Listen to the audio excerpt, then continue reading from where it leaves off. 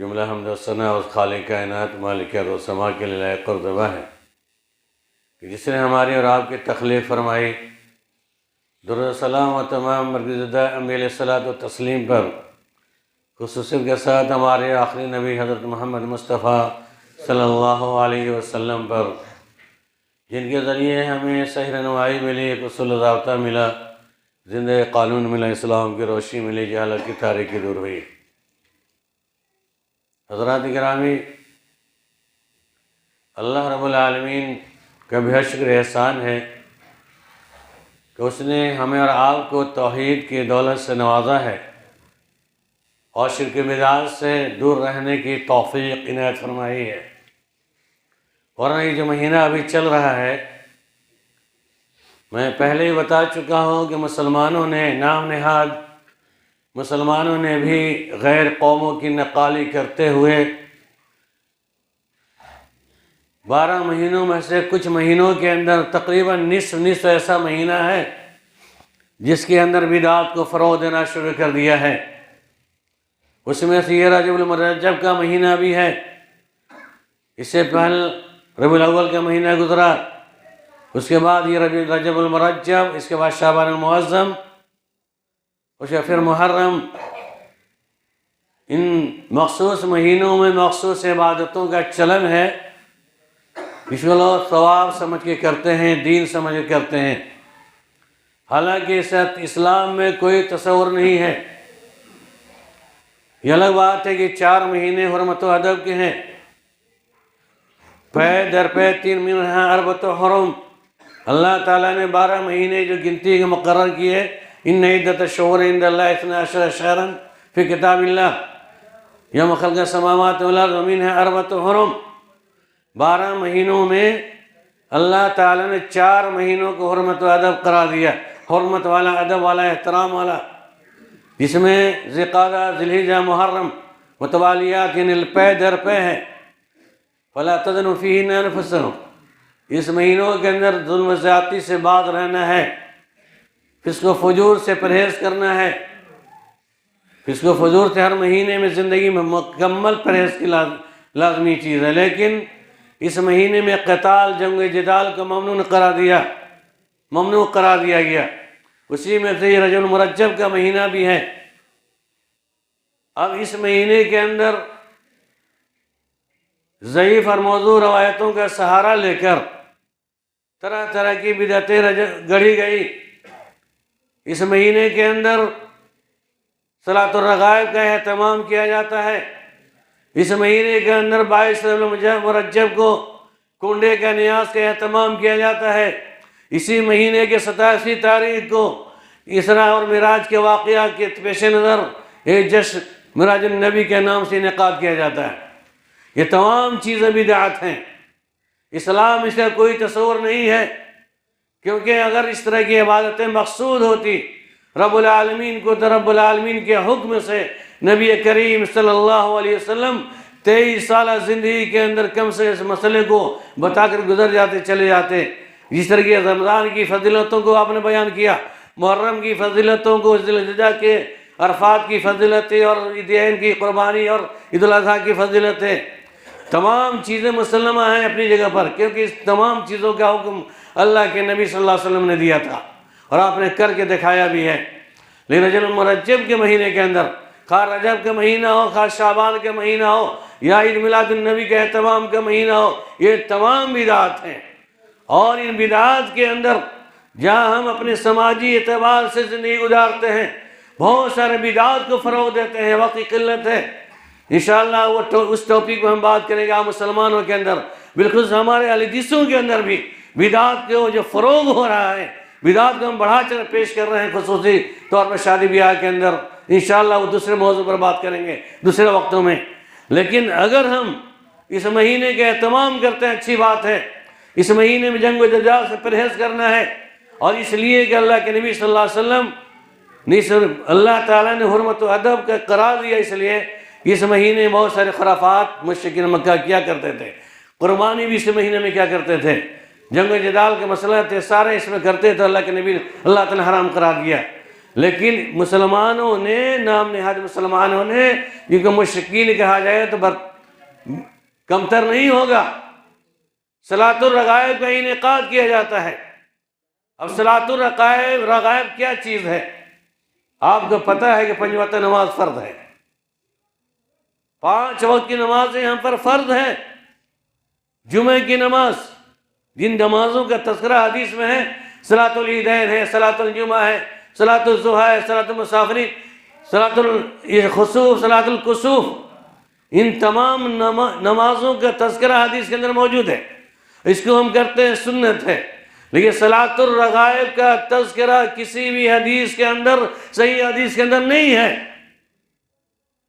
صلاۃ الرغائب رجب کی پہلی جمعرات کی رات کے اندر، جمعرات کا دن گزرنے کے بعد جمعہ کی جب رات مغرب بعد جب شروع ہو جاتی ہے تو صلاۃ الرغائب کا انعقاد کرنا ہے، پڑھنا ہے مغرب سے لے کر عشاء کے درمیان۔ صلاۃ الرغائب کی فضیلتیں، ان کے طریقوں کو بیان کیا گیا۔ اس سے قبل رجب کے مہینے کے سلسلے میں فضیلتیں بیان کی، وہ بھی اللہ کے نبی صلی اللہ علیہ وسلم کی طرف منسوب کرتے ہوئے سراسر ظلم ہے کہ جو باتیں اللہ کے نبی صلی اللہ علیہ وسلم نے اپنی زبان سے نہ نکالی ہو، جن باتوں کا آپ نے حکم نہ دیا ہو، جن مہینوں کی فضیلت ہو یا اس کے اعمال کی فضیلت کے بارے میں اللہ کے نبی صلی اللہ علیہ وسلم نے نہ بیان کیا ہو، لیکن جو اس کے طرح منسوب کرتا ہے من کذب علی متعمدا فلیتبوأ مقعدہ من النار۔ اللہ کے نبی صلی اللہ علیہ وسلم نے کہا تھا جو شخص بھی میری طرف ایک بھی جھوٹی باتیں منسوب کرتا ہے مجھے ٹھکانہ جہنم ہے۔ لیکن ظالموں نے اس مہینے کی فضیلت میں کہا کہ اللہ کے نبی صلی اللہ علیہ وسلم نے کہا ہے، نعوذ باللہ۔ یہ روایت صحیح نہیں، موضوع روایت ہے، اور اس میں علماء محدثین کے علاوہ علماء حناف کے اقوال میں لکھ کر لایا ہوں۔ کن کن علماء کرام نے، حناف کے بھی علماء کرام نے اس کو موضوع قرار دیا ہے، باطل قرار دیا ہے، کہا ان شہر الرجب، رجب کا مہینہ شہر اللہ، یہ اللہ کا مہینہ ہے، وہ شہر شعبانی، وہ شہر شعبان، اور شعبان کا مہینہ میرا مہینہ ہے، اور رمضان امتی، رمضان امت کے میرے امت کا مہینہ ہے۔ اللہ کا مہینہ تو 12 مہینہ ہے، ان عدت الشہور عند اللہ 12 اللہ کے نزدیک 12 مہینے، 4 حرمت 2 عدد کے ہیں۔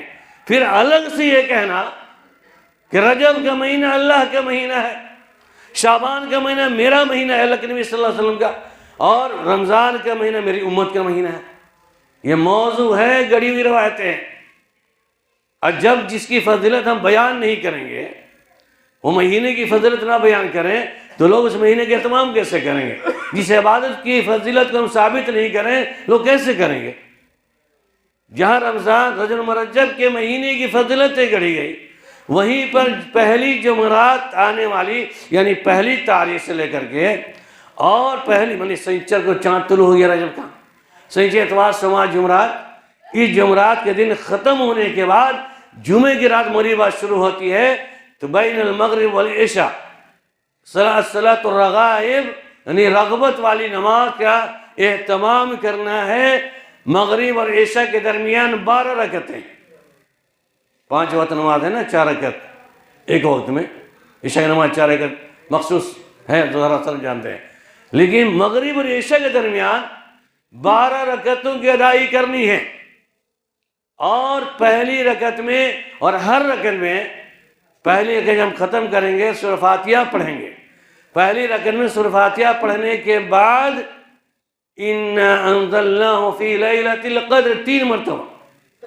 یہ الگ بات ہے کہ ہر نماز میں سورہ فاتحہ نہیں پڑھتے ہیں، 5 وقت نماز کے اندر یہ سورہ فاتحہ پڑھنا فرض ہے۔ ہم یہاں پہ نہیں پڑھتے کہ ہم نے تصور کیا ہوا ہے، ہمارے امام صاحب نے پڑھ لیا، ہمارا کام خلاص، ہمیں پڑھنے کی ضرورت نہیں ہے، کیونکہ فقہی مسائل میں یہ مسئلہ لکھا جاتا ہے فقہی کتابوں کے اندر کہ جو شخص سورہ فاتحہ پڑھے اسے منہ میں انگارہ، نعوذ باللہ۔ اور بقیہ نمازوں میں سوائے امام کے کوئی مقتدی، خواہ و عالم فاضل ہی کیوں نہ ہو، مسلم کی شکل میں کوئی نماز میں سورہ فاتحہ نہیں پڑھتا ہے، چیلنج ہے میرا، نہیں پڑھتا ہے، پوچھ لیے، وہ عالم بھی ہوں گے، فاضل بھی ہوں گے، امام کے بھی سورہ فاتحہ نہیں پڑھیں گے، اور یہ تصور کریں گے اللہ کے نبی صلی اللہ علیہ وسلم امام سے فقرات امام قرات، وہ الگ مسئلہ ہے، امام کی قرات ہماری قرات ہے، وَإِذَا قُرِئَ الْقُرْآنُ فَانصِتُوا وَإِذَا قُرِئَ الْقُرْآنُ فَاسْتَمِعُوا لَهُ وَانصِتُوا، قرآن پڑھایا جائے چپ رہو سن. یہ تعویلیں کرتے ہیں قرآن کی آیتوں کی استدلال کر. بھر یار سمجھنا ہوتا آپ بعد میں سمجھ سکتے ہیں فون سے. کہنے کا مطلب ہے کہ جس سورہ فاتحہ کے بغیر اللہ کے نبی صلی اللہ علیہ وسلم نے کہا کہ اللہ صلاۃ لمن لم یقرأ بفاتحۃ الکتاب، اس شخص کی نماز نہیں جو سورہ فاتحہ نہیں پڑھتا ہے. اور اس نماز کی جگہ پر جس نماز سے کوئی تذکرہ حدیث کے اندر نہیں ہو اس میں یہ سورہ فاتحہ لازم قرار دیتے ہیں. صلاۃ الرغائب میں سورہ فاتحہ کی قرأت ہوگی. اس کے بعد اِنَّا أَنزَلْنَاهُ فِي لَيْلَةِ الْقَدْرِ 3 مرتبہ، اور اس کے بعد سورہ اخلاص 70 مرتبہ تقریباً، سورہ اخلاص 12 مرتبہ، اور سجدہ میں جائیں گے تو 70 مرتبہ سبح قدوس رب الملائکۃ والروح. یہ ہے صلاۃ الرغائب کے نماز کا طریقہ.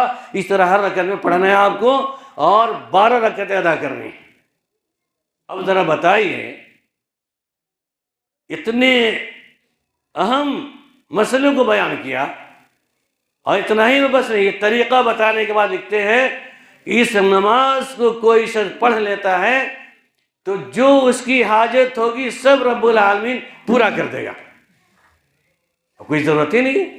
روزی کا مسئلہ ہے، نوکری کا مسئلہ ہے، بیماری کا مسئلہ ہے، ساری مانگ لیجیے نا ایک ہی رات میں. رجب کے 1 مہینے کی پہلی جمعرات کی رغائب رغبت والی نماز کو پڑھیے، دنیا کی ساری حاجتیں پوری ہو جائیں گی، کسی کی کمی نہیں رہے گی. تو پھر یہ چکریں کیوں میدانوں میں کاٹتا ہے؟ مجھ سے پوچھئے. اس رغبت والی نماز کی فضیلتیں بیان کرتے ہو، من گھڑت روایتوں کو پیش کر کے. علامہ جوزی رحمۃ اللہ علیہ نے اس کو موضوع قرار دیا، امام بخاری، امام مسلم، تمام محدثین نے اس کو باطل قرار دیا ہے. اور اس میں تقریباً 2 سندیں آتی ہیں. اس میں زیاد بن نمیری ہے اور بھی انترا 2-3 راوی 4 راوی ہیں. اس میں دونوں طرح سے دونوں طریقے روایتیں موضوع ہیں جسے تمام بالاتفاق علماء محدثین نے موضوع قرار دیا. علامہ عبد الحی حنفی لکھنوی رحمۃ اللہ علیہ نے بھی اسے موضوع قرار دیا.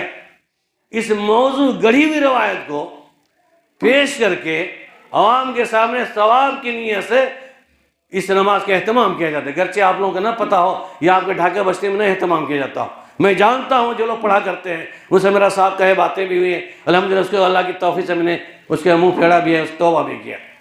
تیسرے رغبت والی نماز کے نام دے کر کے 5 وقت نماز سے پڑھنے کی توفیق نہیں ہوتی، اللہ سے سوال کرنے کی توفیق نہیں ہوتی.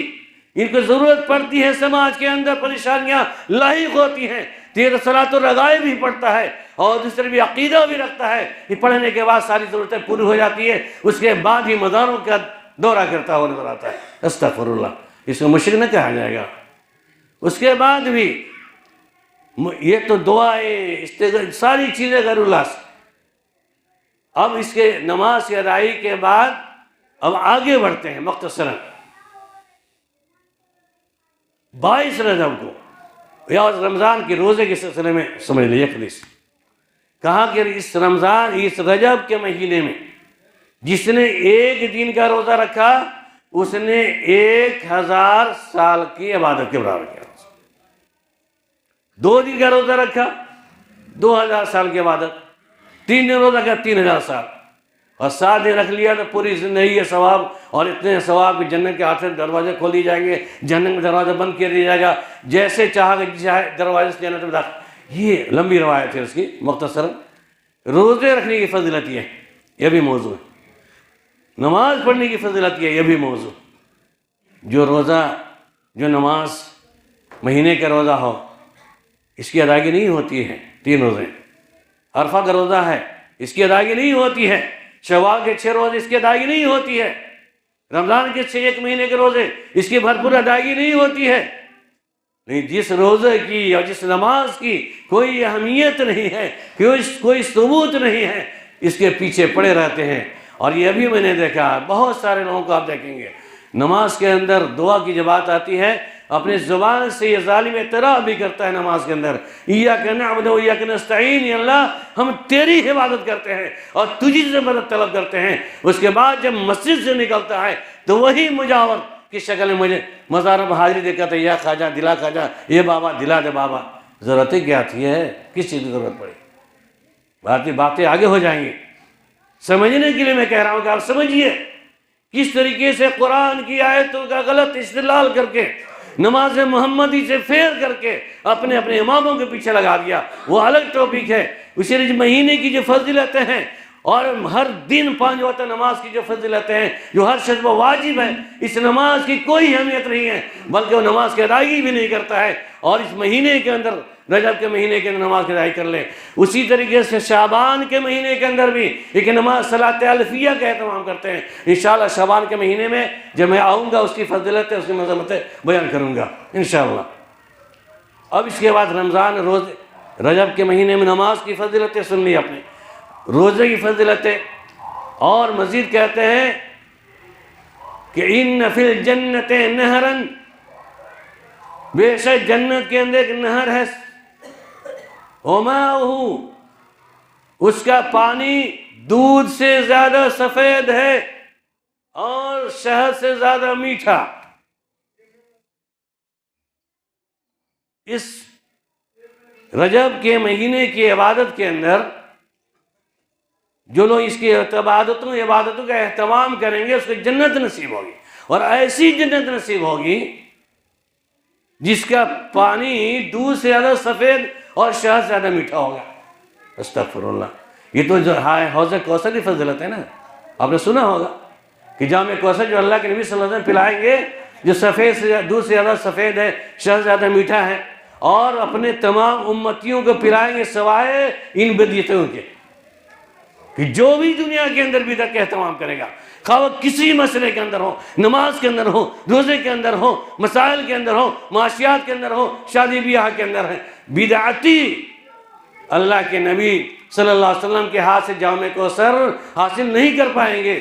فَسُوقًا سُوقًا لِمَنْ غَيَّرَ بَعْدِي کا جملہ استعمال کیا اللہ کے نبی صلی اللہ علیہ وسلم نے، کہ جو شخص میری امت میں سے بدعتی ہوگا، جام کوثر جب پلانے کا وقت آئے گا، وہاں اپنے تمام امتیوں جمع کریں گے، فرشتے کہیں گے اللہ یہ آپ کی امتی ہیں، لیکن آپ کے آنے کے بعد، آپ کے انتقال کے بعد ان لوگوں نے آپ کے دین کے اندر، آپ کی شریعت کے اندر نئی نئی باتوں کو داخل کر دیا تھا۔ چنانچہ اللہ کے نبی صلی اللہ علیہ وسلم غصے کے عالم میں وہ کہیں گے سوقن سوقن لمن غیر وادی، تم دور ہو جاؤ میرے سامنے سے، اور کیونکہ تم نے میرے بعد دین میں تبدیلی کر ڈالی تھی۔ ذرا بتائیے کہ رجب کے مہینے کے اندر ہو یا شعبان کے مہینے کے اندر ہو یا عید میلاد النبی کا ہو یا اسراء معراج النبی کا مسئلہ ہو، جو بھی عبادتیں جو اللہ کے نبی صلی اللہ علیہ وسلم میں ثابت نہیں ہیں، وہ کرنے کے بعد بھی سمجھتا ہے مسلمان ہیں، ہم اہل سنت والجماعت ہیں، ہم سنی ٹناٹن سنی ہیں، دعویٰ کچھ بھی کر لیں، یقین جان لیجئے کہ جو بھی بدعت کو صدر دے گا، جو بدعت کے اعمال کو صادر کرے گا، اپنی زندگی میں نافذ کرے گا، خواہ وہ کسی طرح کی بدعت ہو، اللہ کے نبی صلی اللہ علیہ وسلم کی شفاعت نصیب نہیں ہوگی، اللہ کے نبی صلی اللہ علیہ وسلم کے ہاتھ سے جام کوثر نصیب نہیں ہوگا انشاءاللہ، جب تک شرکی عقائد اور بدعتانہ امور سے توبہ کر کے مخلص طور پر خالص توحید پر کام کرتے ہوئے نبی کریم صلی اللہ علیہ وسلم کے سنت کو فالو نہیں کرے گا۔ یقیناً ہم محمدی ہیں۔ اللہ نے، میں نے کہا کہ اللہ کا شکر ہے کہ اللہ نے مجھے توحید سے نوازا ہے، اللہ کا شکر ہے کہ اللہ رب العالمین نے ہمیں امت محمدیہ میں شامل فرمایا ہے، ہم امت محمدیہ کے پیروکار ہیں، ہم محمد رسول اللہ صلی اللہ علیہ وسلم کی سیرت پر عمل کرنے والے ہیں۔ اللہ کا بہت بڑا کرم احسان ہے، ورنہ بے شمار جدید مشرکین کی تعداد موجود ہے جو شرک و بدعت میں ڈوبے ہوئے ہیں، لیکن اس کے باوجود بھی یہ اپنے آپ کو اہل سنت والجماعت کا لیبل لگا کر کے کہتے ہیں کہ ہم ہی سنی ہیں۔ ابھی ایک تقریر میں سن رہا تھا کہ ظالموں نے تقریر میں کہا ہے، ابھی سنے ہوئے یوٹیوب چینل پر، گرچہ مجھے نام لے کے نہیں کہا علی کی سو کو، کیونکہ وہابی دیوبندی سب کو برابر ہی سمجھتا ہے، وہ ظالم بک رہا ہے کہ اگر کوئی وہاں دیوبندی، یاد کر لیجئے گا میرے بھائیوں، کس طریقے سے یوٹیوب چینل پر آ کر گئے غلیظ غلیظ باتیں بکتا ہے کہ کوئی دیوبندی اگر خانہ کعبہ کا طواف کرتے ہوئے مر جائے تب بھی جہنمی ہوگا، نعوذ باللہ۔ اور کوئی سنی اہل سنت والجماعت، یعنی ٹی ٹی ایس اس نے کہا، یعنی اہل سنی جماعت، اور کوئی سنی جماعت کے آدمی رنڈی خانے میں مرتا ہے تب وہ جنتی ہوگا، نعوذ باللہ۔ استغفر۔ کیا پیغام دینا چاہتا ہے ان ظالموں کو؟ اللہ کا ڈر و خوف نہیں ہے، کہیں پہ قرآن کی تعویلیں کرتا ہوا نظر آتا ہے، کہیں پہ حدیث کے مخالفت بکتا ہوا نظر آتا ہے، کہیں پر جنت جہنم کی سرٹیفکیٹ بانٹتا ہوا نظر آتا ہے۔ خانہ کعبہ کا طواف کرنے والا وہ دیوبندی نام لے کے کہے، کس کو کہہ رہا ہوں؟ ہمیں بھی کہتا ہے کہ سارے وہابی جنت جہنم کے کتے ہیں، یہ بھی جملہ استعمال ہے۔ کن کن باتوں کو بیان کروں میں؟ افسوس ہے، دل کی آواز نکلتی ہے، کس طریقے ان ظالموں نے مسلمان کے اندر تفریق جہاں پیدا کرنے کی کوشش کی ہے، طرح سے من گھڑت روایتوں کو پیش کر کے اس کے اعمال کو برباد کرنے کی کوشش کرتا ہے، وہیں لبازی بھی کرتا ہے کہ جتنے وہابی ہیں، دیوبندی ہیں، سارے جہنم میں کتے ہیں۔ نعوذ باللہ، کیا جہنم میں کتے ہوں گے؟ پوچھئے ان سے ذرا ملاقات، کئی بار ہم نے کئی مرتبہ سوال کیا، بتاؤ جہنم میں کون سے کتے کا تم نے نام لیا؟ بہرحال باتیں آگے نکل گئے۔ کہنے کا مطلب کہ بدعتانہ امور جو ہیں اس رجب کے مہینے کے اندر، اگر آپ کے گھروں کے اندر کوئی عورتیں رہ رہی ہیں، باہر سے آ کر کے منع کرے کہ روزے کی کوئی ضرورت نہیں ہے، کوئی نماز نہیں پڑھنی ہے سوائے 5 وقت نماز کے، 5 وقت نماز کی توفیق نہیں ہوتی ہے اور اس کے اہتمام ہو جاتا ہے۔ شعبان میں روزے رکھتے ہیں لوگ، ہمارے گھر کی بھی عورتیں رکھتی تھیں پہلے، ابھی بھی رکھتی ہیں بعض جگہوں پر۔ بہرحال اس کے بعد انشاءاللہ شعبان کا مہینہ آئے گا، پھر باتیں ہوں گی۔ اس کے بعد 22 رجب کے اندر امام جعفر صادق کے نام کے نیاز کا، جس کو کونڈے کا نیاز کہا جاتا ہے، نیاز کی بہت ساری قسمیں ان کی ہیں۔ نماز ہے ہمارے پاس، ان کے نیاز ہے۔ ہمارے جسم کے پاس نماز ہے، نماز بنیادی چیز نماز ہے۔ جب تک نماز نہیں قائم کریں گے جنت کی خوشبو بھی نہیں پا سکتے ہیں۔ بے نمازی کی شکل مریں گے، جہنم رسید پڑا ہونا پڑے گا۔ لیکن ان کا یہ مسئلہ یہ ہے کہ نماز پڑھو چاہے نہ پڑھو کوئی مطلب نہیں ہے، پیر کا دامن تھام لو، نظر و نیاز پیش کر دو، جنت میں چلے جاؤ گے۔ ویسے ہی 22 رجب المرجب کے اندر کنڈے کا نیاز کا اہتمام کیا جاتا ہے، پوڑی پکتی، حلوہ وغیرہ، مٹھائی، بہت ساری چیزوں کو رکھ کر کے اس پر نیاز دیا جاتا ہے امام جعفر صادق کا۔ اور یاد اس دن حضرت معاویہ رضی اللہ تعالیٰ عنہ کا بھی انتقال ہوا تھا، اسی خوشی میں یہ بھی 2 چور دروازے سے داخل ہوئے ہیں لوگ، اور امام جعفر صادق کے نام کا نیاز پیش کرتے ہیں۔ یہ واقعہ لمبا چوڑا ہے۔ وہ مسئلہ یہ تھا کہ امام جعفر صادق جب گزر رہے تھے اپنے دربار میں تو ان کی نوکرانی جھاڑو دے رہی تھی۔ اب جھاڑو دیتے ہوئے امام جعفر صادق نے اعلان کیا کہ آج کے دن، آج کی تاریخ کو، میری پیدائش کی تاریخ پر کوئی شخص نیاز میرے نام کا کرائے گا تو اس کو دنیا کی ساری چیزیں میسر ہو جائیں گی، ان کی رزق کا مسئلہ ہو جائے گا، تمام پریشانیاں دور ہو جائے گی۔ مختصراً وہ جھاڑو دینے نوکرانی سمجھا میرا شوہر تو بہت فاقہ کش ہے، پریشان ہے، چلو ہم اپنی سنام کا، اور اس پہ ایک لکڑہارا کا واقعہ بیان کرتے ہیں لوگ کہ لکڑہارا تھا، وہی اس کی بیوی تھی، لکڑہارا کی بیوی تھی، جھاڑو دے رہے تھے۔ جب اپنے شوہر سے کہا، شوہر نے امام جعفر صادق کے نام کا نیاز دیا، اس کے بعد سے اسے بڑھوتی یہ مختصراً اور وہ مالدار ہو گیا اور بہت ساری ترقیاں ہوئی۔ نعوذ باللہ، اس کے اہتمام میں کہ جو شخص بھی امام جعفر صادق کے نام کا نیاز کرے گا، کنڈے کا نیاز کرے گا، اس کی ساری ضرورتیں پوری ہو جائیں گی۔ اس کے بعد 27 رجب کے مہینے، 27 رجب کو اسراء معراج النبی کا واقعہ، واقعی اس میں گرچہ اس میں اختلاف ہے معراج النبی کے نام پر، لیکن معراج النبی، نبی صلی اللہ علیہ وسلم کا معراج اگر مانتے ہیں 27 تاریخ کو ہی ہوئی ہے، اچھی بات ہے، معراج کا واقعہ تو پیش آیا، صحیح بات ہے۔ اگر اس تاریخ کو مان لیتے 27 تاریخ کو، تو اللہ کے نبی صلی اللہ علیہ وسلم آنے کے بعد جو تحفہ اللہ تعالیٰ نے دیا تھا نماز کی شکل میں، اس کو تو آپ کہہ سکتے تھے نا کہ 5 وقت نماز فرض کر دی گئی ہے، 50 وقت نماز فرض ہوئی تھی، پھر جیسے گئے کم کراتے گئے، آتے گئے کم کراتے 5 وقت نماز متعین ہوا، تو 5 وقت نماز کے بعد آپ نے صلاۃ الرغائب کے اہتمام کرنے کا حکم کیوں نہیں دیا؟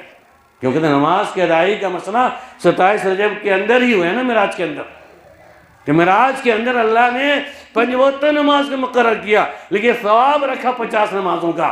تو کیا نعوذ باللہ من ذالک اللہ کے نبی صلی اللہ علیہ وسلم اس بات کو بھلا دیے کہ اپنی امتی سے نہیں بتایا کہ 5 وقت نماز تمہیں ڈیلی پڑھنی ہے، لیکن اسی مہینے کے اندر جمعرات کی پہلی جمعرات کو صلاۃ الرغائب کا اہتمام کر لگا؟ نہیں، اللہ کے نبی نے کبھی بھی جملہ نہیں استعمال فرمایا، اللہ کے نبی نے کبھی پیغام نہیں دیا۔ میرے بھائیوں دوستو، بات کو سمجھیے اور سمجھائیے عوام کے اندر، یہ بدعات ہیں، یہ نمازیں جو پڑھ کے زندگی گزارو گے، اس بدعت کی بنیاد پر تمہیں جہنم نصیب ہو جائے گی، اور اللہ کے نبی صلی اللہ علیہ وسلم کے ہاتھ سے جام کوثر نصیب نہیں ہوگا۔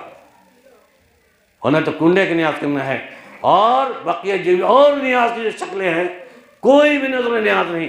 ہاں نظر و نیاز جائز ہے، وجہ مسئلہ ہے، سوال پیدا ہوگا نا۔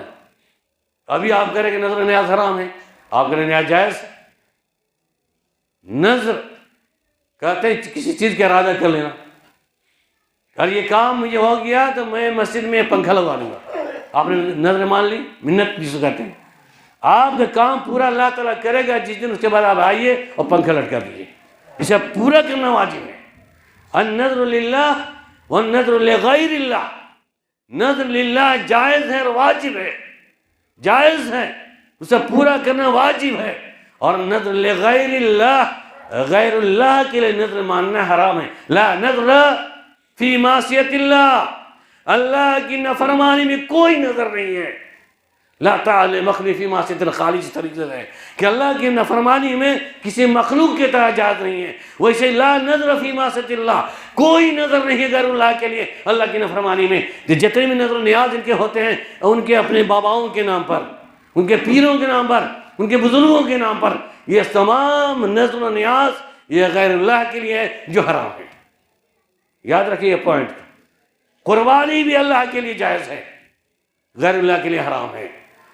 عبادت کی بہت ساری قسمیں ہیں، نماز ہو اللہ کے لیے، روزہ ہو اللہ کے لیے، صدقہ خیرات ہو اللہ کے لیے، نذر و نیاز ہو اللہ کے لیے، دعا ہو اللہ کے لیے، اللہ سے، اور قربانی بھی اللہ کے لیے ہے۔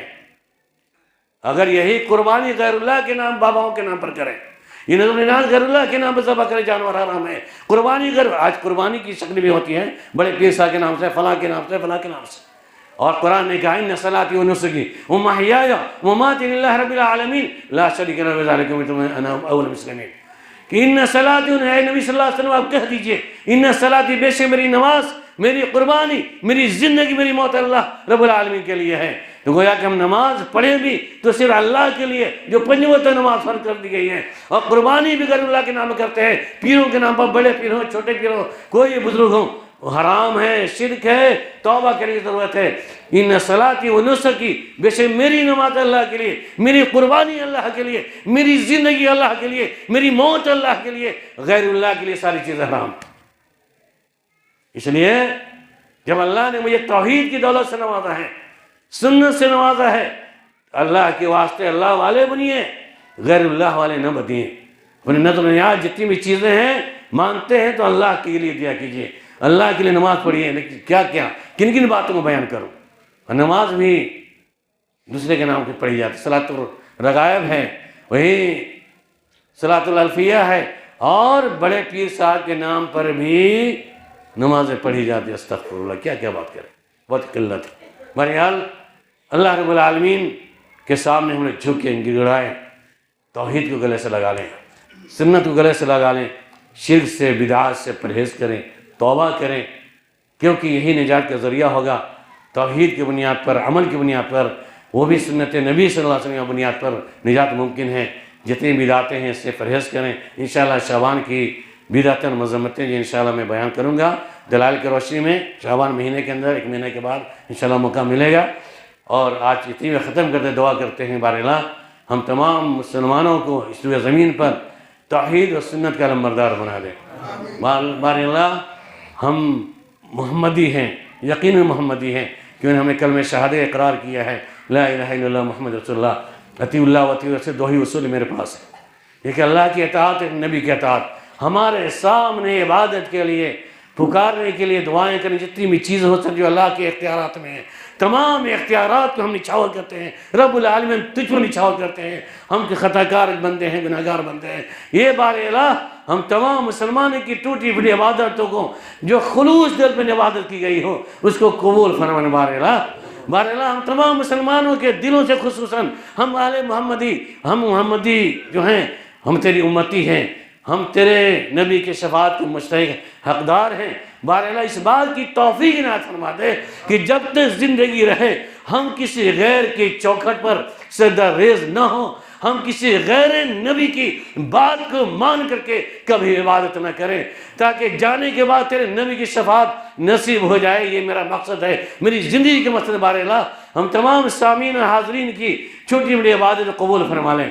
بار اللہ ہماری چھوٹی عبادت قبول فرماتے ہوئے سماج کے اندر رہتے جو مسلمان یہ غافل ہے، شرک بدعت میں ڈوبے ہوئے ہیں، جو نبی صلی اللہ علیہ وسلم کے پیروکار نہیں ہیں، نبی کی سنت سے انحراف کریں، بار اللہ ہم دعا کرتے ہیں رب العالمین تیرے گھر میں ہم دعا کرتے ہیں کہ اللہ جو بندے تجھ سے دور ہیں، جو سنت کے پیروی سے دور ہیں، رب العالمین اس دور کی ظلمت میں ہر قلب پریشان کو وہ داغ محبت دے، جو چاند کو شرما دے۔ رب العالمین سے دعا کریں بار اللہ جو سماج مریض ہیں ان کو شفا یابی نصیب عطا فرما دے۔ ابھی ایک سوال ہے ایک آدمی کے امجد خان کے لیے، آپ نے دعا کریں خصوصی بار اللہ جو ہمارے سماج کے بھائی قرض میں تلے دبے ہوئے ہیں اسے قرض کے ادائیگی کی توفیق نہ فرما دے۔ بار اللہ جو ہمارے سماج کے بے قصد مجبور ہیں یا کوئی سہارا نہیں ہے، رب العالمین تو ہی ایک سہارا ہے، ہم تجھ سے تیرے سامنے ہاتھ پھیلا کر بھیک مانگتے ہیں بار اللہ ہمیں توحید و سنت پر عمل کرتے ہوئے سماج کے اندر دبے کچلے مجبور انسانوں، بے قصد بیواؤں مجبوروں کی خبر گیری کرنے کی بھرپور توفیق عنایت فرما دیں۔